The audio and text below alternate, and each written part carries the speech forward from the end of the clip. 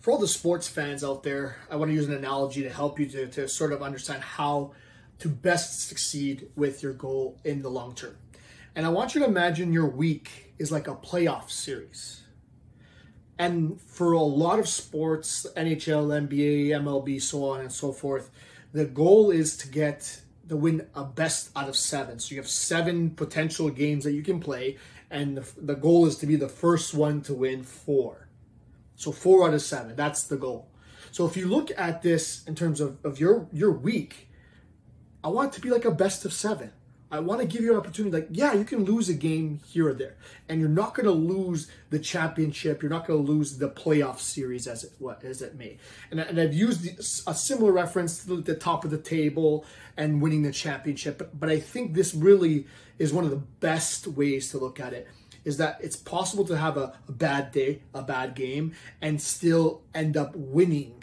But the point is, if you treat that loss, that sort of bad day, as a loss of the whole series, of course you're going to write it off and then just forget the rest of the week, and maybe you'll try to win it next year if you're the Toronto Maple Leafs, or next week, et cetera, right? Like, the whole point is that you're going to try to do as best as you can, at least 4 out of 7 days. If you can win 5, 6, 7, even better. You're going to get to your results faster. Now, in sports, you just got to win the first 4. Like, you're going to be the first one to win 4, and you get a little bit more rest, you get a little bit more leeway, and you can continue on in the playoffs, right? So it might be helpful to look at it that way. Like, you don't have to go all in all the time and try to win as many days as possible. You can leave yourself some space to sort of live your life, as I've said, and that's the 80-20 approach.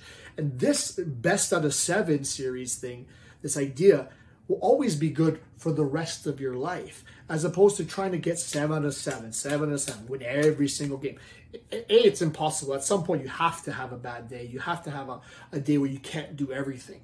And then that's usually when people throw the towel in, because they've seen how much effort it is, and they can see how the results are reversed in one day. It's never that way, but that's the impression and the fear that everyone has, right? So again, it's as simple as the best of 7. Every week is a best of 7, and your goal is to win that series of 7 days, which means 4 out of 7 at least you want to do well. And in our context and what we're looking at, 5 or 6 will be a little bit better. 7, I'm not ever asking for, but 4 days I think is doable. It's reasonable. Let's start with 4. Let's try to win 5. Let's try to win 6. And the more often, the more series you can win, in the more weeks you can win out of the 52 in a year, you're going to be more likely to succeed for your goal. But more than anything, set up the right habits, the right mindset for the grand scheme of things, so that beyond this year, beyond this coaching, you will continue to succeed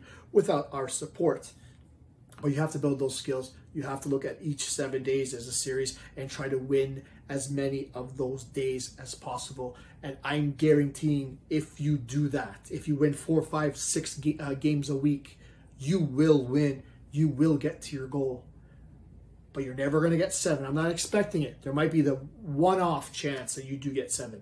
But I don't even want you to strive for that, because I want you to have that balance. I want you to rest your best players on some games so that you can be ready for the next challenge, the next week, so on and so forth. So win the best of 7 series, as many as you can in the year, and I'm guaranteeing your results.